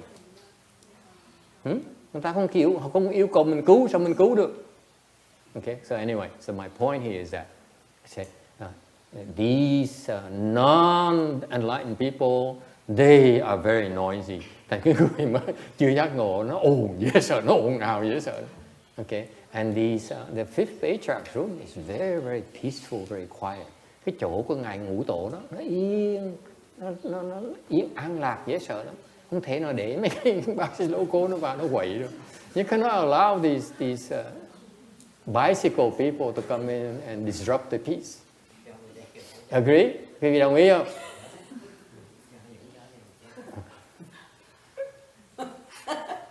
Where I came from, just for your information, thầy kể quý vị nghe. In where I came from, CTTB hồi mà thầy ở Vàng Bậc Thành đó, okay? I had this Iowa, thầy có cái máy Iowa, okay? And I always put it on earphone, bây giờ để cái lỗ tai nghe. You don't even when you put it on the earphone, you know, it's only loud enough. You don't allow people to hear what you're listening to. Hồi đó thầy để cái máy trong lỗ tai đó, mà nghe thôi, mà nghe nhỏ thôi, mà nghe lớn á, thì người ta đi ngang, người ta nghe được cái lỗ tai mình cũng không được luôn. Thời buổi này sao? This generation, I don't know. They don't get it. Cái thời buổi này sao thầy dạy dở thành học trò nó không hiểu gì hết đó. My disciples, they don't get it. Anyway, khổ như vậy đó. So that number one reason these people are noisy. Thứ nhất á, lý do thứ nhất là họ ồn dễ sợ lắm. Okay. Number two reason, lý do thứ nhì là sao?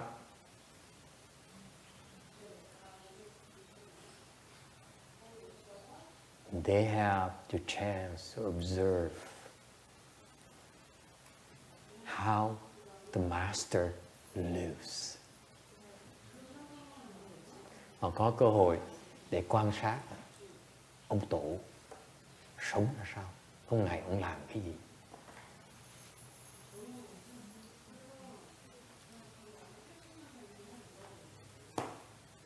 What does he do during the day? That's one of the most precious lessons you have. Đó là những cái bài học mà quý nhất quý vị thơ có được, là thấy ông tổ ông sống ra sao. Quý dễ sợ. It's incredible. I'm telling you that. Thầy nói kể cái vị nghe là tại thầy tiếc cuộc đời thầy, phải chi thầy được ở với ngài Tiến Hóa một ngày thôi, thầy mừng dễ sợ. I wish I could spend one day with my master, my late master. It was an incredible gift. Cái phước đó quý vị không thể tưởng tượng được. Nhất cử, nhất động là thiền. Every single thing he does is chant. Highest level of chant.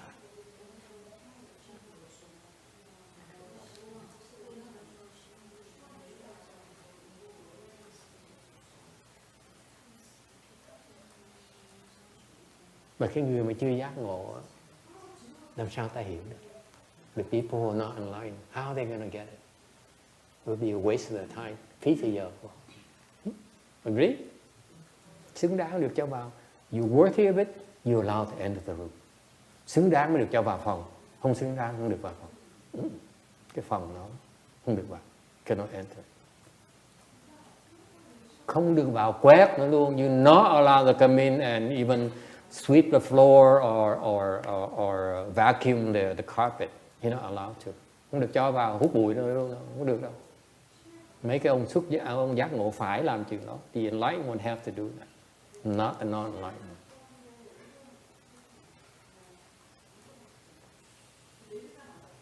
Okay, so now you understand.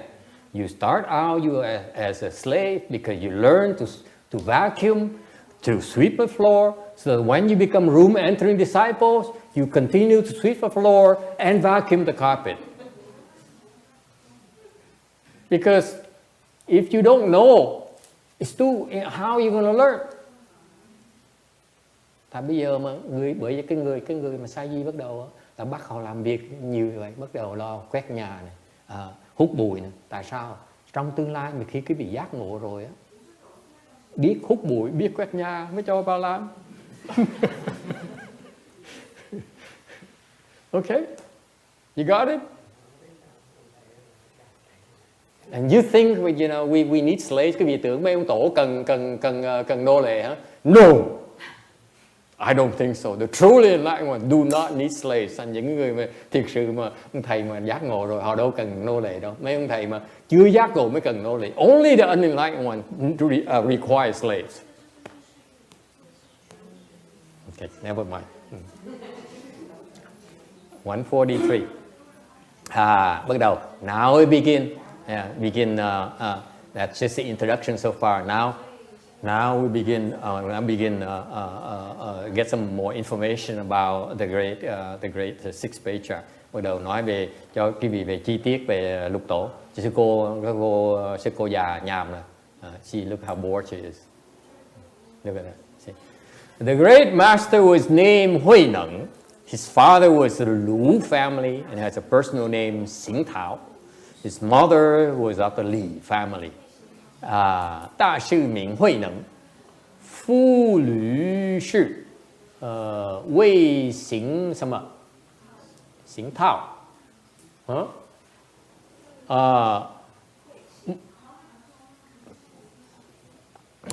母李氏, right? Đại sư tên là Huệ Năng, thân phụ của ngài là họ Lư, Húy là Hành Thao, thân mẫu của ngài là Lý Thị. Okay? Happy? 144. Tiếp tục theo. The master was born on the 8th day of the second month of the year Wu Xu, in the 12th year of the Chen Guan reign of the Tang dynasty, AD 638. 但是于唐贞观12年戊戌岁2月8日Dư Sử. Ngài sinh vào đời Đường, niên hiệu là Trinh Quán, năm thứ 12 nhằm năm Mậu Tuất, tháng 2, ngày mùng 8 giờ Tý. Okay, got it? 145, 145. The Tang dynasty is generally as a high point of Chinese civilization. Cái đời Đường là cái đời coi như là cái thời gian mà gọi là hưng thịnh nhất của cái nền văn hóa người Trung Hoa. Golden Age, cosmopolitan culture. They have famous poets like, có những cái vị thư sĩ nổi tiếng như là Lý Bạch, Lý Bái, Du Phủ, hoặc là Đỗ Phủ. Many famous painters are Han Gan. Có những người Trang Xuyên, Châu Phản. Có những cái người nổi tiếng không phải riêng thơ sĩ, thi sĩ cưng, mà còn những cái người họa sĩ như là Hàn Cán này, Trương Huyên này, Châu Phượng. A lot of eminent Buddhist monks from our perspective. Có nhiều cái sư rất nổi tiếng cái đời Đường này. Okay, 146, 146. At that time, a beam of light ascended into space and a strange fragrance filled the room. sự hảo quang sân khôn y thần cung thank you y xiang màn sự lý mệnh. Lúc sanh Ngài có một đạo quang chiếu lên không trung, là có mùi thơm xông khắp cả phòng. 147. Tiếp theo cái tấm 147. At dawn, two strange bhikshus came to visit. They addressed the master's father saying, "Last night a son was born to you, and we have come to name him." Your y生赵要谢赵吉季赵季为师祝福月夜来生儿tròn huệ an miệng trời vừa đường sáng. Có hai vị tăng khác thường đến xin viếng và nói thân phụ Ngài rằng đêm qua có sanh con trai, nhân tiện chúng tôi đến giúp đặt tên. And it's a work in progress. Thú thật cái vị là đang dịch từ từ, because my Chinese is no good, nor is my English, nor my Vietnamese. Cái khổ thầy dịch là tiếng Việt cũng dở, tiếng Anh cũng dở, mà tiếng Tàu còn dở, dễ sợ lắm. But I find that as throughout this sutra, thì thầy thấy là trong cái phần kinh này, it's a very very difficult, nó khó khăn dễ sợ, because of my limited language skills, tại vì cái chữ thầy dốt lắm. Okay, but at times I was forced to change the translation. Nhiều khi thầy phải đổi cái phiên dịch, both in English as well as in Vietnamese. Phải đổi vì phiên dịch tiếng Anh cũng như phiên dịch tiếng Việt, because I found them to be not satisfactory. Tại như hồi dịch trật. Okay, and you find out từ after we done, you compare them to the DRB English version, the Chinese and Vietnamese version. You see there's some differences. Quý vị sẽ thấy á, sau khi mình xong cái kinh này xong rồi, cái phiên dịch bản tiếng Anh mình nó khác bản tiếng Anh của Vạn Mật Thành, và phiên dịch tiếng Việt mình nó cũng khác Vạn Mật Thành. It's very important, these places where I find the translation to be incorrect from my perspective. Đối với thầy, nhiều cái chỗ phải cần sửa không được.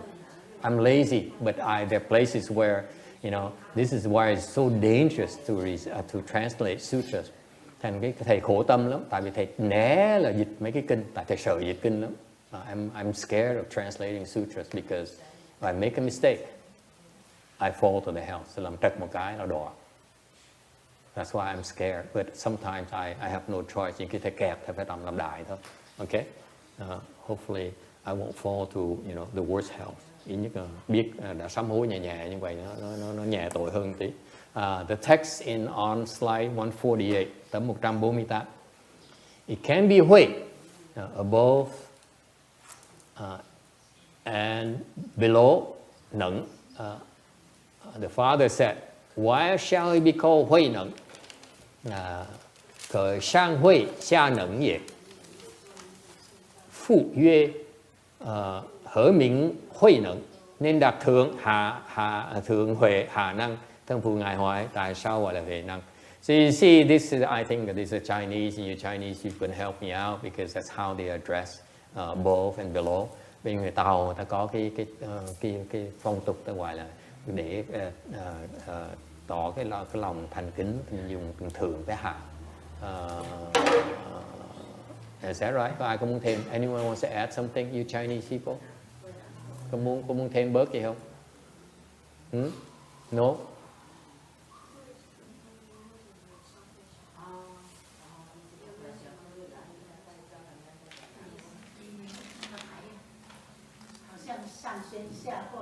Yeah. Right. Yeah. Yeah, but it's very very polite, very very respectful. Tức là cung kính dễ sợ, gọi là thượng hạ. Right. Right. Okay, 149, tấm 149. The monk said, Hui means he will bestow the Dharma upon living beings. Neng means he will be able to do the Buddha's work. Sân Yue Hui trở Yi Phá Hui Sư Trung Sân.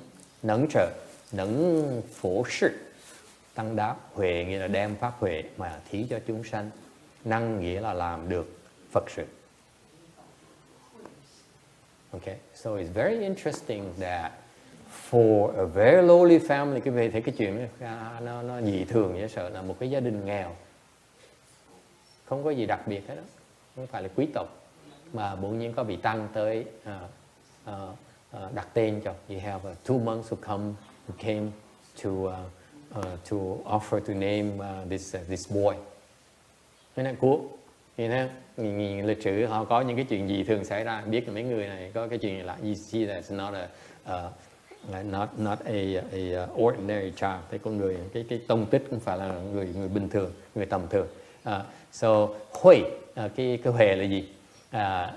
The dictionary says it's sharp and compassionate. Cái huệ này, cái hiện bây giờ cái gì đó, cái từ điển nói là thông minh và có cái lòng từ bi ở trong. Okay. But as far as Buddhism is concerned, đối với Phật giáo chúng ta, chữ huệ này, Hui here refers to transcendental wisdom. Cái huệ này có nghĩa là cái trí huệ xuất thế. Okay. Meaning he has practical wisdom. Trí huệ xuất thế của cái Phật pháp mình gọi là trí huệ bát nhã. Okay. And practical wisdom, you have practical wisdom. Those who have practical wisdom, cái người mà có trí huệ bát nhã là sao? He knows the true nature of things. Họ biết cái thực tướng của vạn vật.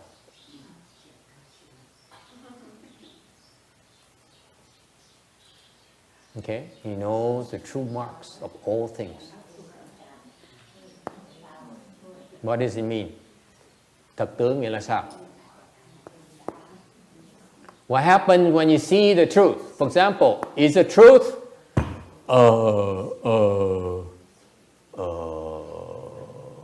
depend on colors?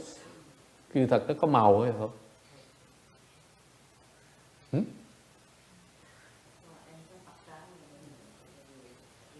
What is the truth? Sự thật là sao? Is that God's words? Sự thật có phải là cái lời của Thượng Đế giảng nói là không? Is it? Is that the Buddha's words? Có phải lời của Phật nói là không?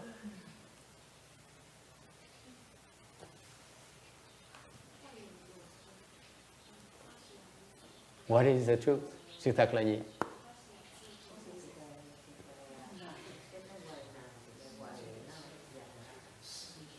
Sự thật là gì? What is the truth? Young lady, what is the truth? What mommy says? She says, what my mom says is true.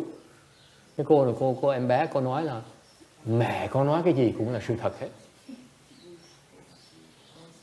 I agree, thầy đồng ý.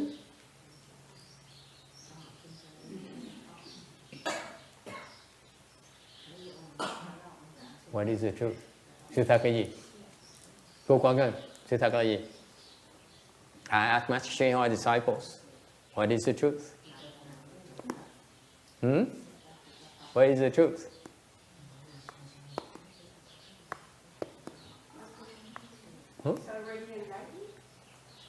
Enlightened? Yeah, that's true.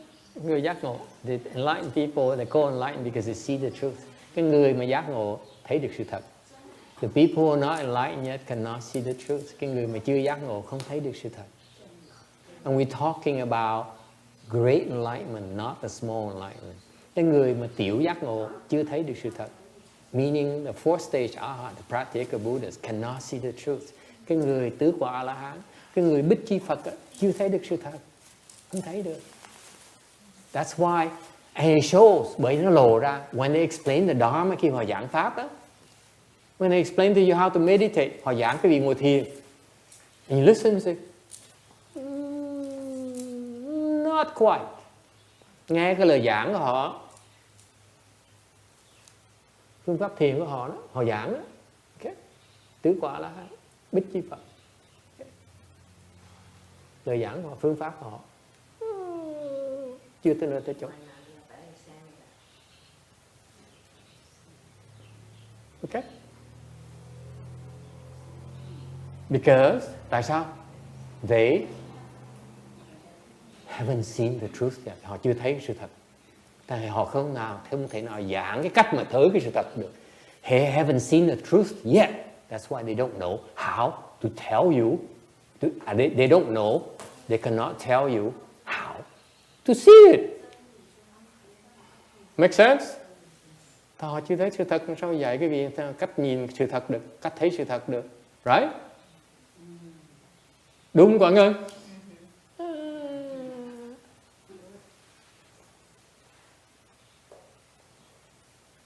Okay? So yes, enlightened people can see the truth. So what do they see? Họ thấy cái gì? Yes. They see the true emptiness. Excellent. What did she eat today? Ngày này ăn gì mà nói gì không trúng phong pháp? I mean, this is amazing. Giỏi dễ sợ. Cô Thư Hương thấy không? 2 tháng thấy họ có tiến bộ dễ sợ không?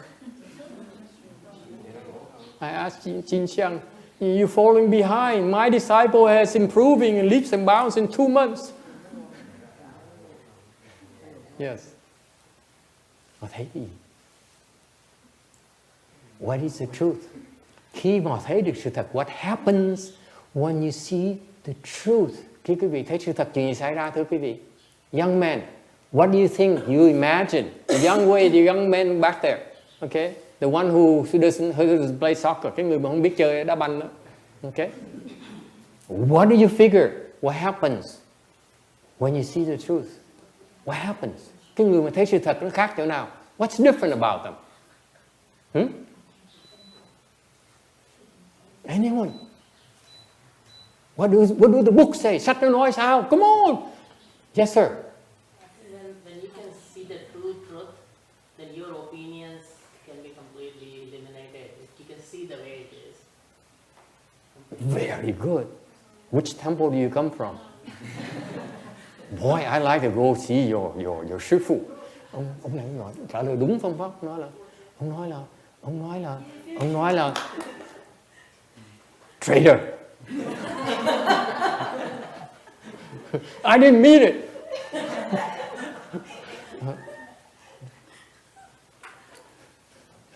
You're lucky I only have 2 more days to worry about. What he says is very true. Nó đúng. He says that once you see the truth, you have no more opinion. He said, ông nói một khi quý vị thấy sự thật, quý vị không còn cái ý kiến nữa. Meaning, what he means is, Buddhist term is that when you see the truth, you have no more erroneous views. Có nói mình dùng danh từ Phật học mình nói là khi mà quý vị thấy sự thật rồi, quý vị không còn những cái cách nhìn sai lầm. What's an example of erroneous view? Một cái ví dụ mà cách nhìn sai lầm là sao? Example. I give master $5, therefore he owes me. Con mới cúng cho thầy 5 đồng, thầy nhớ tiền con không? Yes sir. Racism, absolutely. Về cái phân biệt chủng tộc. Right? They call it white supremacy, something like that. Okay? What happens when you see the truth? Okay? You have no more erroneous views, erroneous understandings. Cái sự hiểu biết cái gì đó.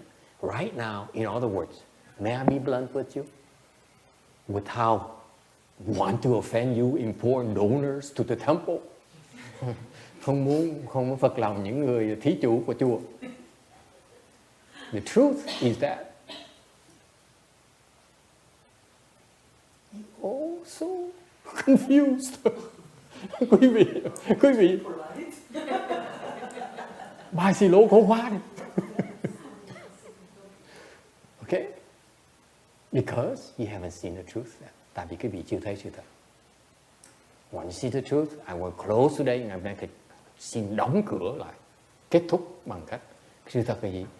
Once you see the truth, you have no more what? Attachments. Thì xin lỗi hết giờ rồi con ơi. Vì con để con nói một cái là mình phải tới 3 tiếng mới xong. I cut him off because I know even though he came from San Diego and so forth, if I allow him to ask me a question, we will not be done until 3 o'clock. Okay, xin lỗi. Next time. Okay, next time I promise you. What's your name again? So when you see the truth, you have no more attachment. Một khi quý vị thấy sự thật rồi, quý vị không còn chấp trước cái gì hết nữa. It's because you still have attachment because you haven't seen the truth yet. Nói cách khác, quý vị vẫn còn chấp trước là tại vì quý vị chưa thấy sự thật. So I close by proving to you that you are so confused because you are attached to what? Tại vì thầy chứng minh quý vị vẫn chưa thấy sự thật tại vì quý vị còn chấp trước. For example, you attach to what? Give me an example.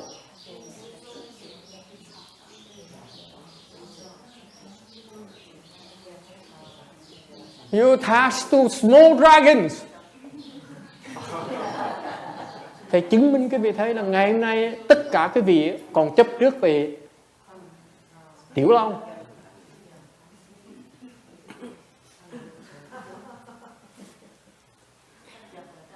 Agree? Đồng ý không? You say, oh, he's so cute. Ai cũng nói là thằng nhỏ dễ thương, dễ sợ, dễ ghét, dễ thương, so ugly. No offense. Okay? Mình cũng ngon chấp trước nữa. It's called, what is that called? Cái đó gọi là gì? What is it called?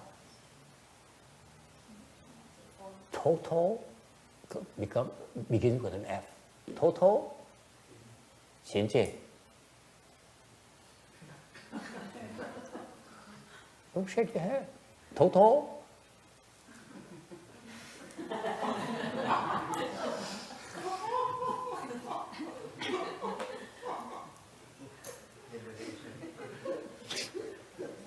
Total. Hoàn toàn gì?